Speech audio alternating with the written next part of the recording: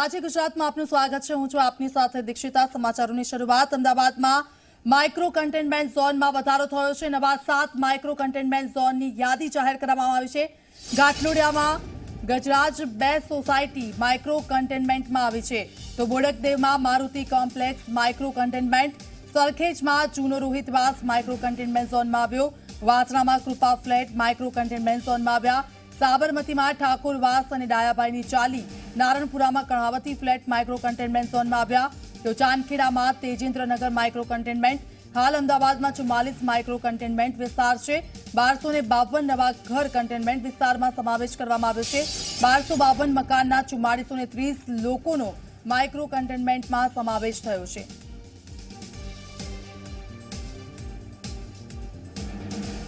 તો નવા micro containment ઝોનની જાહેર યાદી સામે આવી છે।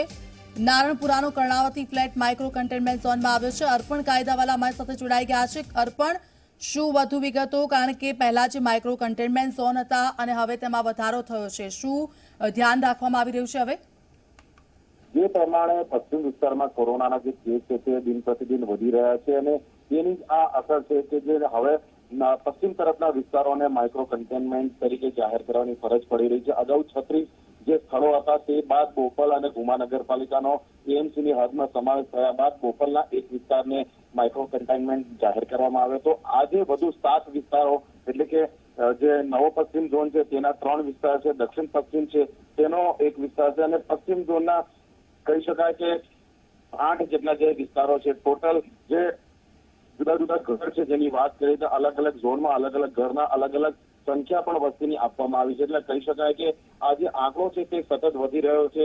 મધ્ય ઝોનમાં જયારે કોરોના કાબુમાં આવ્યો છે ત્યારે હવે પશ્ચિમ તરફ કોરોનાનો કાબુ જે છે તે બહાર જઈ રહ્યો છે એવું આ યાદી પરથી જોવા મળી રહ્યું છે। બિલકુલ, આભાર અર્પણ સમગ્ર વિગત બદલ। તો કોરોના વાયરસ પીક પર છે ને હવે વિસ્તારો પણ વધી રહ્યા છે, એટલે તેના ઉપરથી એ જાણી શકાય કે કોરોના વાયરસ કેટલો ફેલાઈ ચૂક્યો છે। પશ્ચિમ પૂર્વ વિસ્તારોમાં અત્યાર સુધી કોરોના વાયરસના સતત કેસો આવી રહ્યા હતા, પરંતુ હવે તો પશ્ચિમ વિસ્તારમાંથી પણ સતત કોરોના વાયરસના કેસ સામે આવી રહ્યા છે। ત્યારે નવા માઇક્રો કન્ટેનમેન્ટ ઝોનની યાદી કે જેમાં વાસણા, નારણપુરા, સાબરમતી તમામ જે અત્યાર સુધીના એવા વિસ્તારો કે જ્યાંથી ખૂબ જ ઓછા કેસો સામે આવ્યા હતા અને હવે અધધર કેસમાં વધારો આ વિસ્તારોમાંથી થઈ રહ્યો છે। ત્યારે ચાંદખેડાનું તેજેન્દ્રનગર માઇક્રો કન્ટેનમેન્ટ ઝોનમાં આવ્યું છે અને અમદાવાદમાં 44 માઇક્રો કન્ટેનમેન્ટ વિસ્તારો થયા છે।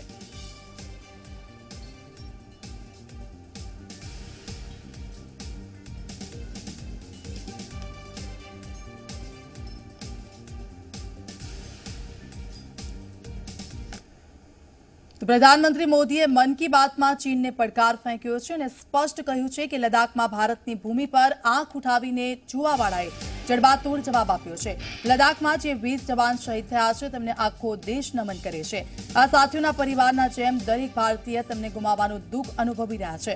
પ્રધાનમંત્રીએ 14 જૂને ટ્વીટ કરી જનતા પાસેથી કોરોના મામલે માંગેલા સૂચનોનો ઉલ્લેખ પણ કર્યો છે, જેમાં સ્પષ્ટ કહ્યું છે કે અનલોક 1માં સાવધાની જરૂરી છે। જ્યાં જુઓ ત્યાં મહામારીની ચર્ચા થઈ રહી છે। દરેક એક જ વિષય પર ચર્ચા કરી રહ્યું છે કે આ વર્ષ ઝડપથી જતું રહે, આ બીમારી ક્યારે ખતમ થશે। કોઈ કહી રહ્યું છે કે 2020 શુભ નથી, ક્યારેક ક્યારેક તો વિચારું છું।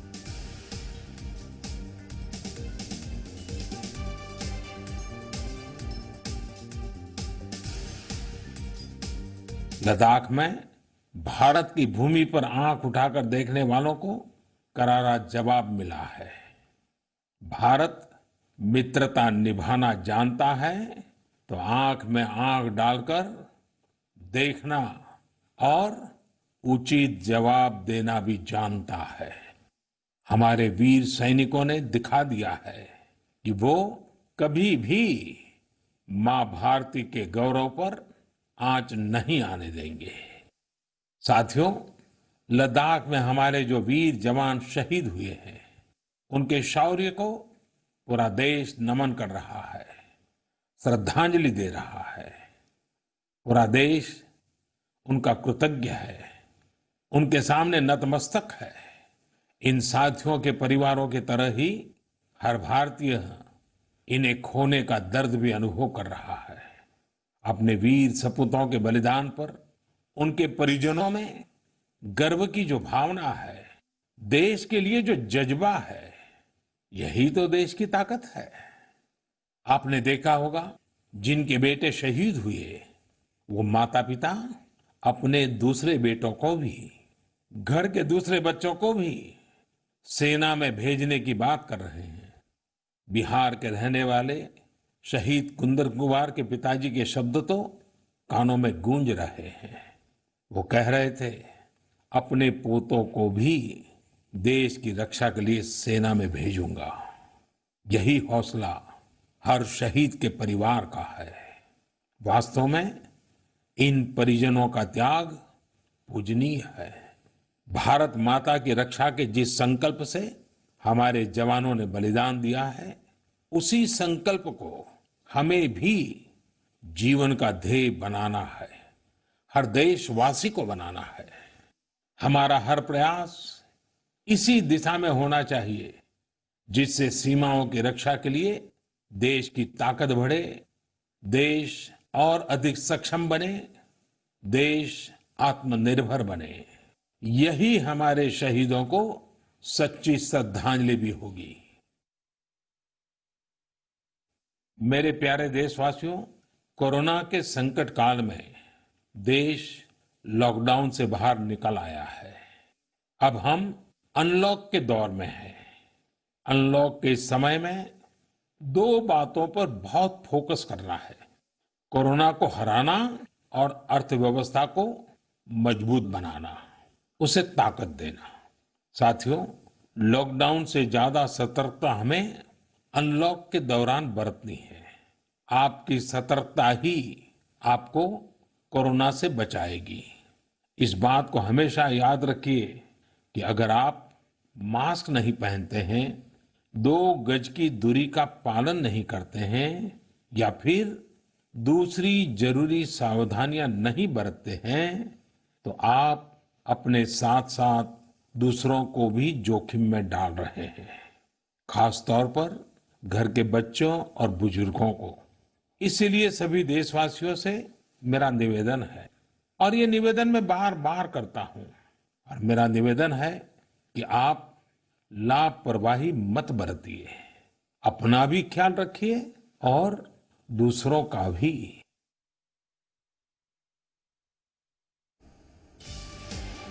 તો મન કી બાતમાં પ્રધાનમંત્રી મોદીએ વડોદરાની શાળાનો ઉલ્લેખ કર્યો. તેમણે વડોદરાની 1000 સ્કૂલમાં કરવામાં આવેલા રેઇન વોટર હાર્વેસ્ટિંગની કામગીરીની પ્રશંસા કરી અને જણાવ્યું કે આ રેઇન વોટર હાર્વેસ્ટિંગની મદદથી 10 કરોડ લીટર પાણી વહી જતા અટકાવવામાં આવશે. પર્યાવરણની રક્ષા માટે આવી પહેલ કરવા પ્રધાનમંત્રીએ સૂચન કર્યું. વડોદરા જિલ્લા વહીવટી તંત્રએ પણ પોતાના કાર્યની નોંધ લેવાતા પ્રધાનમંત્રી મોદીનો આભાર વ્યક્ત કર્યો.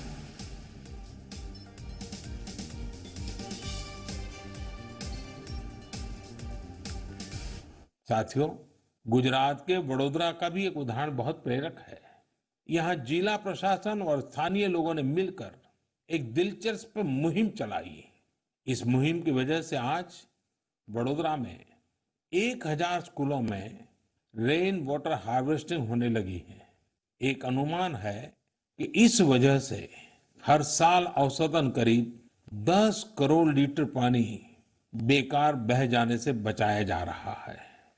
साथियों, इस बरसात में प्रकृति की रक्षा के लिए, पर्यावरण की रक्षा के लिए हमें भी कुछ इसी तरह सोचने की, कुछ करने की पहल करनी चाहिए। ગયા વર્ષે જૂનમાં માનનીય પ્રધાનમંત્રીશ્રીએ બધા સરપંચશ્રીઓને કહ્યું હતું કે આપણે જળ સંરક્ષણ કરીએ. રેઇન વોટર હાર્વેસ્ટિંગનો એમણે ઉલ્લેખ કર્યો હતો અને એ બેઝિસ પર વડોદરા જિલ્લાની 1000 શાળાઓમાં આ રેઇન વોટર હાર્વેસ્ટિંગની કામગીરી પૂર્ણ કરી છે. અને માનનીય પ્રધાનમંત્રીશ્રી જ્યારે આ બાબતનો ઉલ્લેખ કરે એટલે ખૂબ જ ખુશીની વાત છે. કારણ કે આનાથી ફાયદો શું થશે? એક તો કે જેટલું પાણી વહી જતું હતું એ બધું જ જમીનમાં ઉતરશે, તો પાણીના જમીનના સ્તર ઊંચા આવશે. અને વહી જતા પાણીના લીધે આપણે જેવું ચોમાસું પતે એટલે પાણીની સમસ્યા ઊભી થતી હતી. અત્યારે જમીનના સ્તર ઊંચા આવશે એટલે મારા ખ્યાલથી પાણીની સમસ્યા જ દૂર થઈ શકશે. અને બીજું સ્કૂલમાં છે એટલે બાળકોને ડાયરેક્ટ જે એમને જે નોલેજ મળશે એના લીધે ભવિષ્યમાં આ બહુ ફાયદાકારક રહેશે. અને ગામના જે માણસો છે એ બી જોશે એટલે કંઈક એમાંથી એ શીખી શકશે. મેઇન પીએમ સાહેબે આજે જે વખાણ કર્યા એ બદલ અમને આજે બધા અમારી ટીમને ખૂબ જ આનંદ થાય છે. વડોદરા જિલ્લાની આ તમામ સરકારી પ્રાથમિક અને માધ્યમિક શાળાઓમાં રેન વોટર હાર્વેસ્ટિંગ પ્રોજેક્ટ કરવામાં આવ્યું છે અને એમને વર્ષા જળ નિધિ આ પ્રોજેક્ટને નામ આપવામાં આવ્યું છે અને એમના અંતર્ગત તમામ શાળાઓમાં રેન વોટર હાર્વેસ્ટિંગ સ્ટ્રક્ચરની કામગીરી પૂર્ણ કરી દેવામાં આવી છે અને હવે આ મોન્સૂનમાં આ બધી જ શાળાઓ વરસાદનું પાણી ઝીલવા માટે તૈયાર છે અને એમને અંડરગ્રાઉન્ડ વોટર ડિસ્ચાર્જ કરવા માટે આ સમગ્ર શાળાઓ તૈયાર થઈ ગઈ છે. આમાં આપણે જો એવરેજ રેનફોલ અને એવરેજ ડ્યુરેશન ઓફ રેનફોલ જો ગણીએ તો એ પ્રમાણે તમામ શાળાઓ મળીને એવરેજ 1 લાખ લીટર પર શાળા પાણી કલેક્ટ કરીને અંડરગ્રાઉન્ડમાં ડિસ્ચાર્જ કરશે. તો લદ્દાખમાં ચીન સાથે સરહદ વિવાદ ઉપર ગૃહમંત્રી અમિત શાહે રાહુલ ગાંધીના ટ્વીટ પર સંસદમાં સીધી ચર્ચા કરવા માટે પડકાર ફેંક્યો છે. તેમણે રાહુલ ગાંધી પર આકરા પ્રહાર કરતા કહ્યું કે જવાન સરહદ ઉપર સંઘર્ષ કરી રહ્યા હોય અને સરકાર ઠોસ પગલાં ભરી રહી હોય ત્યારે પાકિસ્તાન અને ચીન ખુશ થાય તેવા નિવેદનો ન આપવા જોઈએ. ગૃહમંત્રી અમિત શાહે કેન્દ્ર સરકારને તમામ રાજ્યોના કોરોના સમયમાં કરેલી મદદ અને શ્રમિકો માટે સહાય પેકેજ સહિતની તમામ મદદનો પણ ઉલ્લેખ કર્યો.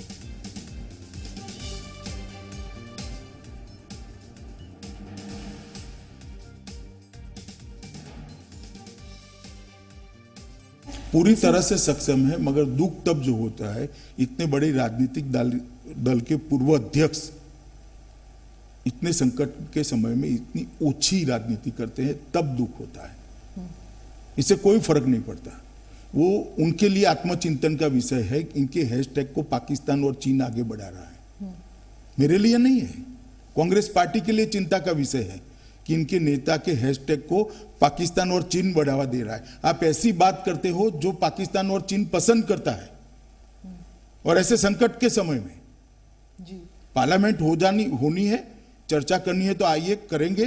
62 से लेकर आज तक 2-2 हाथ हो जाए, कोई नहीं डरता चर्चा से. मगर जब देश के जवान संघर्ष कर रहे हैं, सरकार एक स्टैंड लेकर ठोस कदम उठा रही है, उस वक्त पाकिस्तान और चीन को खुशी हो इस प्रकार के स्टेटमेंट देना किसी ने नहीं करना चाहिए. जिस दिन से लॉकडाउन हुआ उसी दिन से मैंने भी और प्रधानमंत्री जी ने सभी मुख्यमंत्रियों से व्यक्तिगत बात करी थी कि श्रमिकों के लिए आप रहने की खाने की व्यवस्था करिए, इंडस्ट्रीज बंद हो जाएगी. सभी राज्यों ने व्यवस्था की. लगभग 2.5 करोड़ लोगों के भोजन की व्यवस्था की गई. पैसे का सवाल आया, प्रधानमंत्री जी ने तुरंत निर्देश दिया. 11,000 करोड़ रुपया गृह मंत्रालय से एनडीआरएफ का अकाउंट में सभी राज्यों को प्रो रेटा ट्रांसफर कर दिया गया वहां के श्रमिकों की स्थिति को देखते हुए. उसके बाद जब जहां जाना था वो राज्यों में व्यवस्था ठीक हो गई, अस्पताल शुरू हो गए, ढंग से इसके लिए तैयार किए गए, क्वारंटाइन सेंटर बन गए. इसके बाद श्रमिक दिन के दिन ही, मजदूर दिन के दिन ही प्रधानमंत्री जी ने श्रमिक स्पेशल ट्रेन चलाने का फैसला दिया और लगभग 4,594 ट्रेन अब तक गई है. 63 लाख श्रमिक, 63 लाख श्रमिक जो दूर के विस्तार में है वो ट्रेनों के माध्यम से सफलतापूर्वक गए हैं. 42 लाख के आसपास श्रमिक आसपास के, जैसे गुजरात से राजस्थान है, महाराष्ट्र से गुजरात है, आंध्र से तेलंगाना है, केरल से तमिलनाडु है, इस प्रकार के श्रमिक जो थे, जो पड़ोसी राज्य के थे, वो बसों के माध्यम से पहुंचा गए. ये बात ठीक है कि कुछ दृश्य ऐसे हुए हैं जो हर व्यक्ति को दुख पहुंचाए, इसका हमें भी दुख है.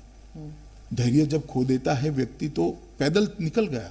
उसके लिए भी प्रधानमंत्री जी ने सभी मुख्यमंत्रियों को सूचना दी, मुझे भी सूचना दी. मैंने सभी मुख्यमंत्रियों से बात करी कि आप रोड पर एसटी बस चलाएं, उनको एक रेलवे स्टेशन पर ले जाए और रेलवे वहां से ले जाएगा.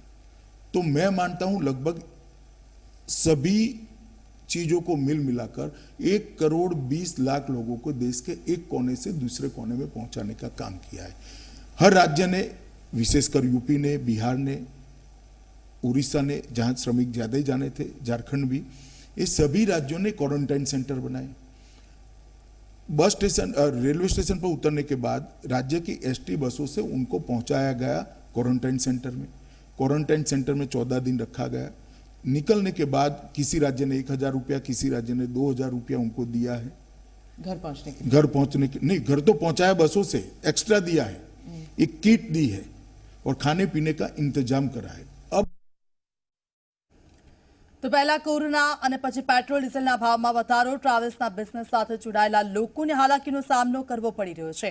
ઘણા સમયથી ધંધો બંધ છે અને આ પરિસ્થિતિમાં પડ્યા પર પાટા જેવી પરિસ્થિતિનું નિર્માણ થયું છે।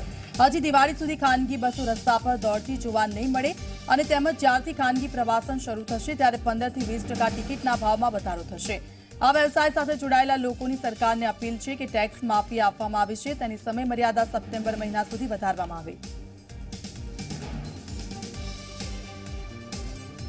વિશ્વ જ્યારે કોરોના મહામારીમાંથી પસાર થયું ત્યારબાદ હવે દિવસે દિવસે પેટ્રોલ અને ડીઝલના ભાવમાં જે વધારો થઈ રહ્યો છે તેના કારણે તમામ જે વ્યવસાયો છે તેની ઉપર તેની માઠી અસર જોવા મળી રહી છે। ખાસ કરીને સીધી અસર તેની થઈ રહી છે ખાનગી પ્રવાસન ઉપર, કારણ કે ઓલરેડી જે લોકડાઉનના કારણે તે લોકોના વ્યવસાય તો ઠપ હતા અને ત્યાર પછી જ્યારે વ્યવસાય ખુલવાનો સમય આવ્યો, શરૂ થવાનો સમય આવ્યો ત્યારે પેટ્રોલ ડીઝલના ભાવ વધી રહ્યા છે, એટલે લોકો ખાનગી પ્રવાસનનો ઉપયોગ કરવાનું ટાળી રહ્યા છે, જેના કારણે જે એ વ્યવસાય સાથે જોડાયેલા જે લોકો છે તેમને ખૂબ જ મોટી હાલાકીનો સામનો કરવો પડી રહ્યો છે। ખાનગી પ્રવાસન વ્યવસાય સાથે જોડાયેલા જે વ્યક્તિઓ છે એમની સાથે સીધી વાત કરીએ। આ એસોસિએશનના જે ઉપપ્રમુખ છે એમની સાથે વાત કરીએ। નમસ્કાર સર, ખાસ કરીને જે રીતે પેટ્રોલ ડીઝલના ભાવ વધી રહ્યા છે તેના કારણે તમારા બિઝનેસને કેવા પ્રકારની અસર છે? જો એક તો આ અત્યારે કોરોનાના હિસાબે ઓલરેડી અમારો વ્યવસાય છે જ નહીં, ઓર એના પછી બી આ ડીઝલની માર જે એટલા આજે 13-14 રૂપિયા ગુજરાતમાં વધી ગયા છે, આ મારવાના હિસાબે અમારી વ્યવસાય કરવાની હિંમત જ નથી, યાત્રીઓ બી નથી, પેસેન્જર છે જ નહીં। ઓર એના પછી આ ડીઝલનું કે તો અમને એટલી બીક થઈ ગઈ છે વ્યવસાયમાં કે અમે જે છે એનાથી વધારે નુકસાનમાં નહીં ઉતરી જઈએ, એટલે અમે વ્યવસાય ચાલુ કરવાના હાલના તબક્કે નથી ઈચ્છા કે અમે વ્યવસાય ચાલુ કરીએ। ને આ સ્થિતિ બધી જગ્યાએ ભારતમાં બધા સ્ટેટમાં આ જ પોઝિશન છે ને ક્યારે ચાલુ થશે એ અમે અત્યારે કહી શકતા નથી। ખાસ કરીને કેટલા સમયથી તમારો વ્યવસાય ઠપ થયેલો છે અને હવે કેટલા સમય સુધી લાગી રહ્યું છે કે શરૂ થઈ નહીં શકે, અને જ્યારે પેટ્રોલ ડીઝલના ભાવ વધ્યા છે તો એની અસર કેવી થશે જ્યારે શરૂ થશે ત્યારે? અત્યારે જે પરિસ્થિતિમાં જોઈએ છે ને અમે જે બસ માલિક અથવા આ વ્યવસાયના સાથે લોકો જે સંકળાયેલા છે બધા ચર્ચા વિચારણા કરતા દિવાળી સુધી આ બિઝનેસ ચાલુ થવાની કોઈ શક્યતા નથી। અને ડીઝલ ભાવ વધારાના હિસાબે આટલી બધી માર પડી છે કે અમે ટિકિટના રેટ યાત્રીઓથી શું લઈએ પેસેન્જરથી, જેનાથી પેસેન્જર આ રેટ સહન કરી શકે અથવા એફોર્ડ કરી શકે, તો એ કરી શકશે કે નહીં એ અમારા માટે એક મોટો પ્રશ્ન આવ્યો। અગર રેટ બહુ ઉપર જશે તો અમને યાત્રી નહીં મળે, ઓર અમે રેટ ન લઈએ તો અમારો વ્યવસાય આ ડીઝલના ભાવના હિસાબે અમારો વ્યવસાય ન ચાલી શકે। એટલે કહી શકાય જ્યારે આપનો બિઝનેસ શરૂ થશે ત્યારે જે ભાવ છે ટિકિટ દરનો વધારો થશે ખરો, કારણ કે પેટ્રોલ ડીઝલના ભાવ વધ્યા છે, એટલે સામાન્યમાં તો સામાન્ય પણ 10% જેટલો વધારો થશે ખરો? 100%। અમારી જે પ્રમાણે ડીઝલની રેટ વધી છે અમારો ઓછામાં ઓછા 20% અમારો એવરેજ એક્સપેન્સીસ વધશે, એટલે અમારી ઈચ્છા રેટ વધારવાની છે। પણ અમે એ જોઈએ કે ભાઈ એક તો કોરોનાની મારામારી વ્યવસાય નથી માર્કેટમાં, આ ડીઝલના વાર છે એટલે અમે રેટ વધારીશું, ઉપર પેસેન્જર કેટલા મળે ન મળે એ અમે હજી કહી શકતા નથી, પણ ડીઝલના હિસાબે અમારે 15 થી 20% રેટ વધારવા પડશે। ખાસ કરીને આ વ્યવસાય સાથે કેટલા લોકો જોડાયેલા છે, કેટલા લોકોની રોજગારી જોડાયેલી છે, અને તમારો જે ડેલી ખર્ચો કહી શકાય અત્યારે વ્યવસાય બંધ હોવા છતાં પણ કઈ રીતનો રહે છે? અમારા સાથે લગભગ 1 લાખ પરિવાર આ ટ્રાવેલ બસ ઇન્ડસ્ટ્રી સાથે જોડાયેલા છે। 1 લાખ પરિવાર બરોબર, એટલે લગભગ એક પરિવારમાં 5 જણા ગણો તો 5-1 લાખ લોકો જોડાયેલા છે। અત્યારે બહુ તકલીફમાં છે બધા લોકો, એમને નોમિનલ સેલેરી બધા આપે છે, હાફ સેલેરી આપે છે, કોઈ 25% આપે છે, એને પોતાનો ખર્ચો કાઢવાની ટ્રાય કરે છે, પણ હજી બી એમની સ્થિતિ બહુ જ કફોડી છે કે દિવાળી સુધી શું થશે બહુ ટેન્શનમાં છે બધા। અમુક સરકારની નીતિ નિયમના હિસાબે પહેલાંથી આ ધંધો બહુ તકલીફમાં હતો, આ હજી ડીઝલ ભાવ વધારાના હિસાબે અને કોરોનાના હિસાબે બહુ મૃતપાય સ્થિતિમાં આ વ્યવસાય આવી ગયો છે. ખાસ કરીને આ પરિસ્થિતિમાં આપની શું અપીલ રહેશે સરકારને? શું ઈચ્છા છે, અપેક્ષા જોડાયેલી છે આપની? અમે સરકારને એક ઈચ્છીએ કે એક અમને જે ટેક્સ માફી આપી 6 મહિનાની, સરકારને થોડો સારો ઉદ્દેશ્યથી આપી, પણ એનો બસ ઇન્ડસ્ટ્રીને કોઈ લાભ એટલા માટે નથી મળ્યો કે અત્યારે ચાલુમાં વ્યવસાય છે જ નહીં, એટલે ઓલરેડી અમારી બસો બંધ જ છે. એટલે સરકારે જે ટેક્સનો લાભ આપ્યો, અમે એને સરકારને ઈચ્છીએ કે એ ટેક્સ અમને સપ્ટેમ્બર પછી એક્સટેન્ડ કરે 6 મહિના, તો આ વ્યવસાય ટકી શકે, લોકો આવી જઈ શકે ને અમે આ બધો ખર્ચો કાઢી શકીએ ને પાછા ધીમે ધીમે ધીમે કરીને અમારો વ્યવસાય ચાલુ થઈ શકે. કેટલા સમય સુધી જે ખાનગી બસો છે તે રસ્તા ઉપર દોડતી જોવા મળશે? આગામી કેટલા દિવસોમાં જોવા મળશે? મને અત્યારે 10% અમારું બિઝનેસ ચાલુ થયું છે, પણ 10% ચાલુમાં બી હજી યાત્રીઓ મળતા નથી. કદાચ અમને દિવાળી પહેલાં કોઈ આશા લાગતી નથી કે ભાઈ દિવાળી સુધી આ વ્યવસાય કદાચ ચાલુ થાય. અગર નોર્મલ માહોલ રહ્યો તો, અગર સરકારે હજી બી ડીઝલના રેટ વધારે ગયા તો કદાચ પછી બી ના કહી શકીએ કે આ વ્યવસાય ક્યારે ચાલુ થશે ને કઈ રીતે ચાલુ થશે. ખાસ કરીને જોયું કે જે ખાનગી પ્રવાસન સાથે જોડાયેલા લોકો છે તે લોકોની એક જ માંગણી છે કે સરકારે ટેક્સમાં માફી માંગી છે પણ આપી છે તે અત્યારે કંઈ કામની નથી. સપ્ટેમ્બર પછી તેનો સમય વધારવામાં આવવામાં આવે. અને બીજી તરફ જે પેટ્રોલ ડીઝલના ભાવ વધી રહ્યા છે તેના કારણે આગામી દિવસમાં ચોક્કસથી ખાનગી બસોની ટિકિટના દરમાં વધારો થશે અને જો આ વ્યવસાયને શરૂ થતાં દિવાળી જેટલો સમય લાગી જશે. કેમેરામેન રવિ સાથે આશકા જાની, ઝી મીડિયા, અમદાવાદ. તો આ સાથે બુલેટિનમાં હાલ બસ આટલું. વધુ અપડેટ્સ માટે જોડાયેલા રહો ઝી 24 કલાક સાથે.